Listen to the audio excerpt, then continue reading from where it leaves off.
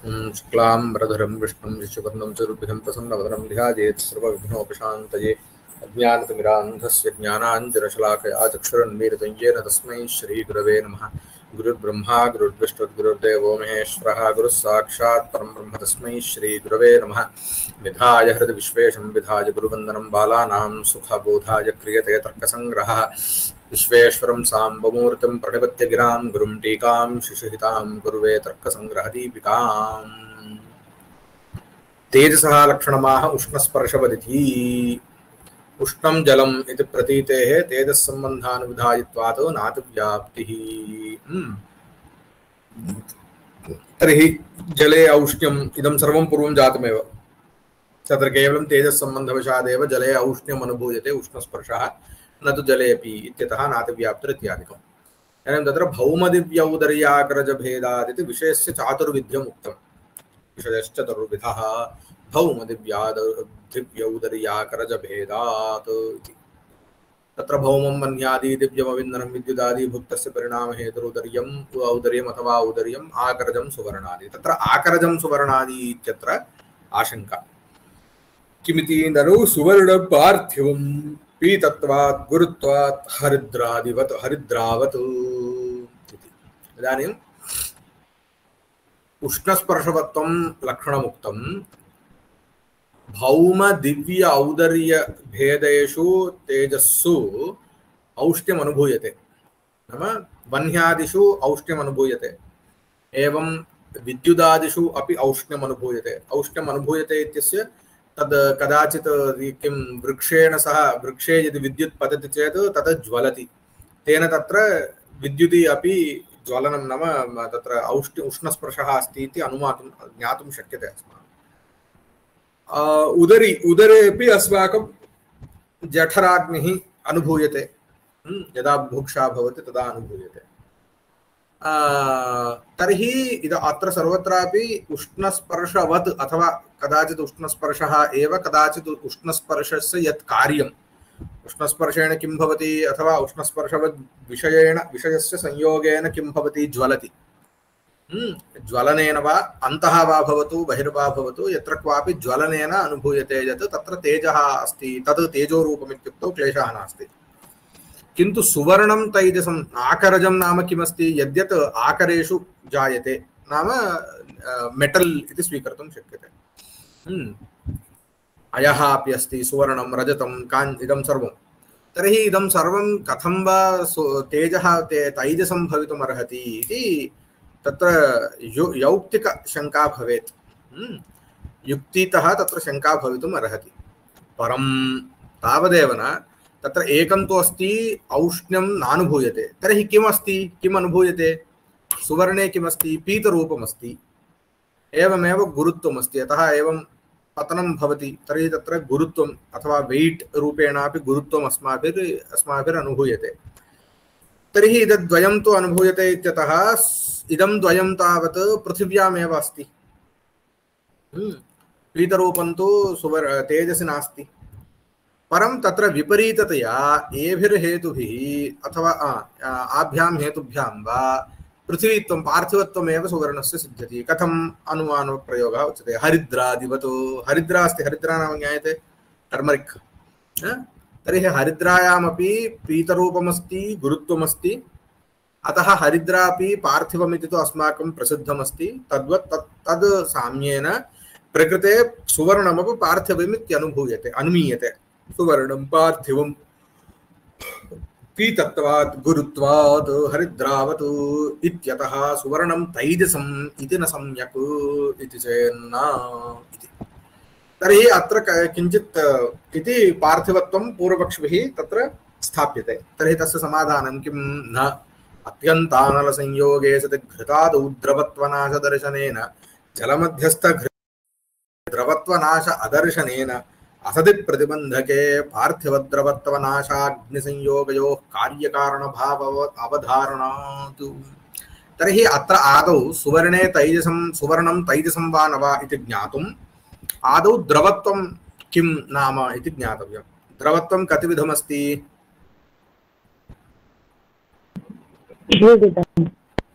किं तत् सांसिद्धिकं नैमित्तिकम् इति। तर्हि सांसिद्धिकं द्रवत्वं नाम किं? सांसिद्धिकशब्दस्य अर्थः कः?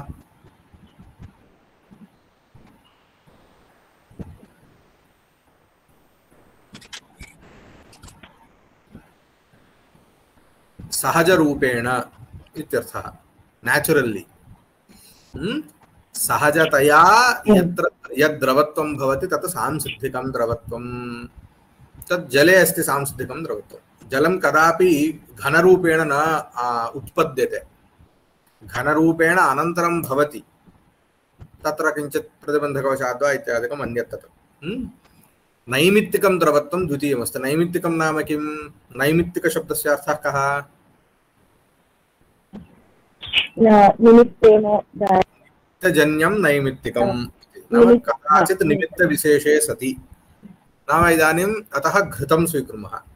घृतं सहजतया कथं भवति? घनीभूय भवति वा द्रवरूपेण भवति वा इत्युक्तौ घनीभूय एव भवति। तत् द्रवरूपेण यदि बहिः औष्ण्यम् अधिकमस्ति चेत् द्रवरूपेण भवति, अतः शीतकाले पश्यामश्चेत् तत् घनीभूय एव भवति। तर्हि तत् यदा अग्निसंयोगः भवति तत् सहजरूपेण बहिः यदा वातावरणं यद् औष्ण्यम् अस्ति चेत् वातावरणे अथवा स्वीकृत्य अस्माभिः तत्र स्टौ उपरि स्थाप्यते चेद्वा तत्र निमित्तमस्ति चेत् अग्निसंयोगरूपनिमित्तमस्ति चेत् तत्र द्रवत्वम् अस्ति इत्यतः तत्र नैमित्तिकं द्रवत्वम् इति। तत्रापि पुनः नैमित्तिकं द्रवत्वं द्विविधमिति वक्तुं शक्यते। एकं नश्वरम् एकम् अनश्वरम्। नश्वरं नाम किं? यत् नश्यति। नाम इदानीं तदेव अत्र इदानीं घृतं स्वीकुर्मः। घृतम् आदौ किं भवति इत्युक्तौ तत् द्रवरूपेण परिणमते। तदुत्तरं किं भवति? इतोपि तत्रैव स्थापयामश्चेत् किं भवति? ज्वलति। ज्वलनोत्तरं किं भवति? तत्र घृतमिति किमपि न भवति। इदानीं होमादिषु घृतं स्थाप्यते। यदि घनरूपं घृतं स्थाप्यते चेत् कदाचित् किञ्चित् कालपर्यन्तं दृश्यते। द्रवरूपं यावत् भवति तावत् पर्यन्तं दृश्यते। तदुत्तरं किं? कुत्र अस्ति घृतम् इत्युक्तौ नैव दृश्यते। तत् नष्टं भवति। किमर्थम्? आश्रयनाशात् आश्रयनाशः। तर्हि तत्र नश्वरं तत्र नैमित्तिकं द्रवत्वम् अस्ति। तदेव अत्र उच्यते अत्यन्तानलसंयोगे सति। अनलः नाम कः? वह्निः, अग्निः। अत्यन्तम् अधिकं कालं यावत् वह्निसंयोगः भवति चेत् घृतादौ द्रवत्वनाशदर्शनेन घृतसदृश पार्थिवद्रवे पार्थिव पदार्थेषु, नाम घृतसदृशं यत् द्रवद्रव्यपार्थिवपदार्थः। द्रवद्रव्य नाम यत्र नैमित्तिकद्रवत्वमस्ति। नैमित्तिकद्रवत्वविशिष्टपार्थिवपदार्थेषु द्रवत्वनाशदर्शनेन तत्र द्रवत्वस्य नाशः दृश्यते। पुनः जलमध्यस्थघृते द्रवत्वनाश अदर्शनेन, इदानीं जलं स्थापितं, तत्र जले वा घृतं स्थापितम् इति चिन्तयन्तु। जले घृतं स्थाप्यते चेत् यावत् कालं केवलं घृतम् एकस्मिन् पात्रे अस्ति, अपरस्मिन् पात्रे जले घृतमस्ति, तावदेव। यावत् समये केवलं घृतं यत्र भवति, केवलघृतं नश्यति, तावत् समये जलमध्यस्थघृतं न नश्यति। किमर्थं? तत्र जलमिति एकं मध्ये प्रतिबन्धकमस्ति तस्य नाशं प्रति। किमस्ति? जलं प्रति प्रतिबन्धकमस्ति। तर्हि इदानीं कार्यकारणभावः कयोः? अत्यन्त अनलसंयोगस्य, नाम वह्निसंयोगस्य, अत्यन्त अनलसंयोगस्य द्रवत्वनाशस्य च। द्रवत्वनाशः कार्यं, कारणं भवति अत्यन्त अनलसंयोगः। इदानीं तत्र मध्ये किमस्ति? प्रतिबन्धकं किञ्चित् अस्ति, जलमिति प्रतिबन्धकं। तर्हि किं जातं?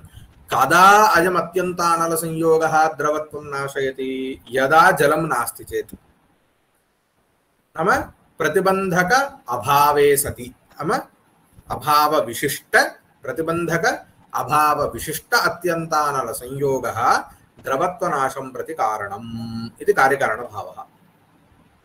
तर्हि इदमेव कथमुच्यते असति प्रतिबन्धके नाम प्रतिबन्धके असति अविद्यमाने असति प्रतिबन्धके अत्यन्तानलसंयोगः द्रवत्वनाशं प्रति कारणम् इति अत्यन्तानलसंयोगद्रवत्वनाशयोः कार्यकारणभावः।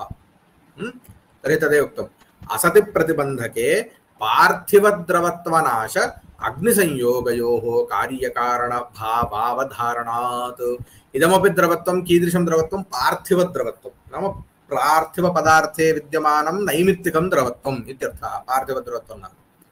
तर्हि पार्थिवद्रवत्वनाश अग्निसंयोगयोः कार्यकारणभावः कदा असति प्रतिबन्धके इति अयम् एकः कार्यकारणभावः इदानीं स्थापितः। इदानीं सुवर्णं स्वीकुर्मः। सुवर्णं यदि अग्नौ स्थापयामः तदपि प्रतिबन्धकं किमपि नास्ति, केवलम् एकस्मिन् पात्रे सुवर्णं स्थापयित्वा पात्रवदेकं भवति, तत्र सुवर्णं संस्थाप्य यदि अग्नौ संस्थाप्यते चेत् किं सुवर्णं नश्यति वा? न नश्यति। न नश्यति।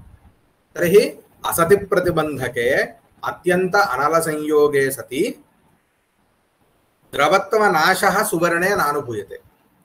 यदि सुवर्णं पार्थिवं स्यात् तर्हि किं स्यात्? घृतगतद्रवत्वनाशः इव अत्रापि द्रवत्वं नश्येत। तर्हि तेन सह सुवर्णस्यापि दर्शनमेव न स्यात्। तर्हि तदेव उच्यते सुवर्णस्य अत्यन्तानलसंयोगे सति अनुच्छिद्यमानद्रवत्वाधिकरणत्वेन। सुवर्णस्य अत्यन्त अनलसंयोगे सति अनुच्छिद्यमानत्व उच्छिद्यमानत्वं नाम नश्यमानम् इत्यर्थः। नश्यमानं नाम नाशप्रतियोगी, अनुच्छिद्यमानं नाम नाश अप्रतियोगी द्रवत्वाधिकरणत्वेन पार्थिवत्वानुपपत्तेः।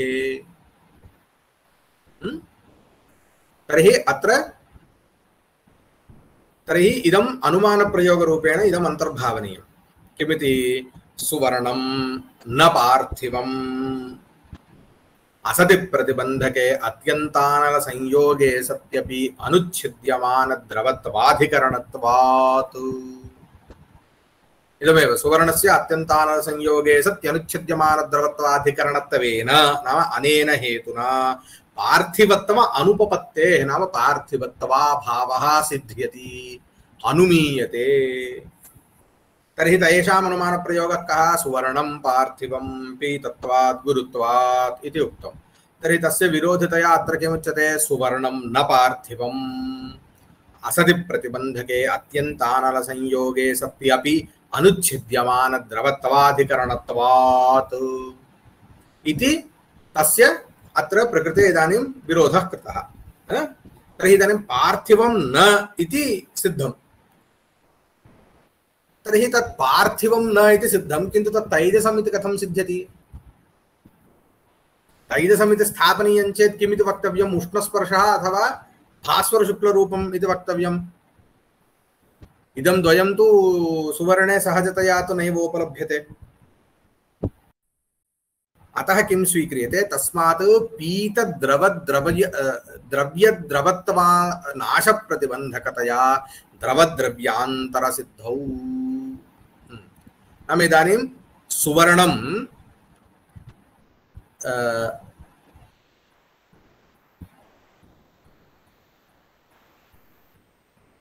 अत्र किमपि एकं द्रवद्रव्यान्तरं नाम द्रवद्रव्यान्तरसंयुक्तं। किं? सुवर्णं द्रवद्रव्यान्तरसंयुक्तं पीतद्रव्य द्रवत्वनाशप्रतिबन्धकत्वात् इति एकः अनुमानप्रयोगः क्रियते। नाम अत्र किमपि नास्ति। सुवर्णं नाम वस्तुगत्या किमस्ति अत्र अभिप्रायः इत्युक्तौ सुवर्णं नाम सम्पूर्णतया न पार्थिवं नापि तैजसं। किमर्थं? पीतरूपं पार्थिवपदार्थे एव भवितुमर्हति। किमर्थं? तेजसः रूपं किमस्ति? केवलं तेजसी भास्वरशुक्लरूपमेव भवति। अतः तत्र पीतरूपं न भवितुमर्हति। परं पार्थिवमित्यपि न वक्तुं शक्यते, यतः तत्र द्रवत्वं न नश्यति पूर्वोक्तरीत्या। तर्हि किमुच्यते इत्युक्तौ पीतं यत् इदं द्रवं सुवर्णमस्ति तत् द्रवद्रव्यान्तरसंयुक्तं। द्रवद्रव्यं नाम किं? द्रवद्रव्यान्तरम्, अन्यद्रव्यं द्रव्यान्तरं नाम अन्यद्रव्यं। तच्च द्रव्यं कीदृशं? द्रवं भवति। द्रवं नाम द्रवत्वविशिष्टं। कीदृशद्रवत्वं? नैमित्तिकद्रवत्वविशिष्टं यत् अन्यद्रव्यं तेन सह इदमस्ति, इदं यत् सुवर्णम् इति उच्यते। किमर्थं? पीतद्रव्य द्रवत्वनाश प्रतिबंधकतया पीतं यद्द्रव्यं, पीतद्रव्यं किं भवति? पार्थिवद्रव्यं भवति। पीतरूपं पार्थिवे अस्ति, अतः पीतद्रव्यगतद्रवत्वनाशं प्रति इदं प्रतिबंधकं भवति। तर्हि तत्र पीतद्रव्यम् एकमस्ति, पीतरूपविशिष्टम् एकं पार्थिवद्रव्यमस्ति। तत्र तादृश पार्थिवद्रव्यगतं द्रवत्वनाशं प्रति अन्यत् किमपि द्रवत्वविशिष्टं द्रव्यान्तरं प्रतिबंधकतया अस्ति इति ज्ञायते। एतद्वशात् यथा वा जले विद्यमानं घृतं न नश्यति, तत्र जलं प्रतिबंधकतया तिष्ठति, तद्वत् सुवर्णे किञ्चित् कश्चन भागः अस्ति, पीतरूपविशिष्टः भागः अस्ति, सः अन्येन केनचित् द्रव्येण विशिष्टः अस्ति। यस्मात् तद्गतं सुवर्णगतं इदं द्रवत्वं न नश्यति इति प्रकृते उच्यते। तादृशं द्रव्यान्तरम् अन्यद्रव्यं किं? पीतरूपविशिष्ट द्रव्यसंयुक्त द्रव्यान्तरं किं? किं जलं भवितुमर्हति वा? न इति। इदानीं यथा इदानीं तमसः द्रशमद्रव्यत्वम् इत्यत्र अन्यत् किमपि न भवितुमर्हति इति कृत्वा यत् सिद्धं तमसः द्रव्य किं तदेव तत्र पूर्वपक्षिणा उच्यते खलु, विद्यमान क्लिप्तद्रव्येषु कुत्रापि नान्तर्भावः नान्तर्भवति इत्यतः अतिरिक्तं द्रव्यम् इति इदम् इति यथा वा साधयन्ति, तद्वत् इदानीं पश्यन्तु किमुच्यते। तस्मात् पीतद्रव्य द्रवत्वनाश प्रतिबंधकतया द्रवद्रव्यान्तरसिद्धौ नैमित्तिकद्रवत्वाधिकरणतया जलत्वानुपपत्तेः तच्च द्रवद्रव्यान्तरं न जलं नैमित्तिकद्रवत्वाधिकरणत्वात् तच्च द्रवद्रव्यान्तरं किं वायुवादिषु न वायुवादिकं रूपवत्वात्। अवशिष्टं किं? गन्धः नास्ति इति कृत्वा पार्थिवं नास्ति, यतः अनुच्छिद्यमानद्रवत्वाधिकरणतया इति पूर्वमेव उक्तं, न पार्थिवम् इति आदौ उक्तमेव अस्ति। अतः अवशिष्टं किम् अस्ति? तैजसम् इति सिद्ध्यति। अतिरिक्त तर्हि अन्त्यतो गत्वा शेष किं पारिशेष्यात् इदं यत् द्रवद्रव्यान्तरमस्ति तत् तैजसं क्लिप्तद्रव्येष्वनन्तर्भूतत्वे तद्द्रव्यत्वात् अथवा अत्र अनुच्छिद्यमानद्रवत्वाधिकरणत्वात् इत्यपि वा वक्तुं शक्यते। तदग्रे पुस्तकस्य आगच्छति इति कृत्वा तर्हि अत्र किं पश्यतु, पूर्वपक्षिणा एकेन अनुमानेन इदं पार्थिवमिति साधितं, सिद्धान्तिना आदौ तत् न पार्थिवम् इति खण्डितं, तदुत्तरं तत्रैव अन्यद्रव्यमस्ति इति साधितं, द्रवद्रव्यान्तरसंयुक्तम् इति उक्तं। तच्च द्रवद्रव्यान्तरं तेज अतिरिक्तद्रव्ये किं द्रव्याणि न भवितुमर्हति इत्यतः तत् यद् द्रव्यान्तरं तत् तैजसम् इति अत्र क्रमशः साधितमस्ति। तस्य तर्हि इदानीम् आशंका भवतु, इदं युक्त्या तु साधितम् इदं तैजसमिति, तथापि तेजसः लक्षणमेव उक्तम् उष्णस्पर्शवत्वमिति, तत्तु सुवर्णे कथञ्चिदपि सहजतया तु न अनुभूयते, नाम सहजावस्थायां तावत् सुवर्णे तु न अनुभूयते। तर्हि कथम् इदं नैव अनुभूयते? स्पर्शः अनुभोक्तव्यः अस्ति, एवमेव किं भास्वरशुक्लरूपस्यापि अनुभवः भवेत्, तदुभयं कुतो न भवति इति चेत् तस्य उष्णस्पर्श भास्वररूपयोः उपष्टम्भक पार्थिवरूपस्पर्शाभ्यां प्रतिबन्धात् अनुपलब्धिः। अत्रैव किं प्रतिबन्धकमस्ति तेषाम् अनुभवे। यथा इदानीं नक्षत्राणि सर्वदा सन्ति वा आकाशे? किन्तु कुतः प्रातः नैव दृश्यन्ते, केवलं रात्रौ कुतो दृश्यन्ते? सूर्यस्य प्रकाशः अधिकः अस्ति अतः न दृश्यते। नक्षत्राणामपि प्रकाशः एव स्वभावः।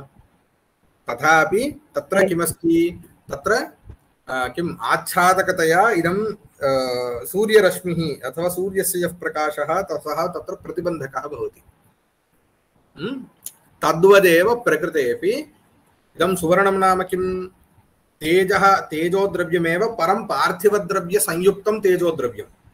अतः पार्थिवद्रव्यगतरूपस्पर्शाभ्यां नाम रूपं किमस्ति अभास्वर किं शुक्ल पीतरूपमस्ति अनन्तरं स्पर्शः अनुष्णाशीतस्पर्शः अत्र तु उष्णस्पर्शः तर्हि आभ्यां पीतरूप अनुष्णाशीतस्पर्शाभ्यां प्रतिबन्धवशात् अत्र सुवर्णगत तैजोभागगत अंशस्य तद्गतस्य उष्णस्पर्शस्य वा भास्वरशुक्लरूपस्य वा उपलब्धिः ज्ञानं न भवति। तस्मात् सुवर्णं तैजसमिति सिद्धम् इत्यतः सुवर्णं तैजसमेव न तु पार्थिवम् इत्यभिप्रायः। भवतु अत्र क्रमशः यः अनुमानप्रयोगः अनन्तरं कार्यकारणभावः किं द्रवत्वनाश अत्यन्तानलसंयोगयोः यः कार्यकारणभावः तद् द्वयमपि सम्यक् द्रष्टव्यम्।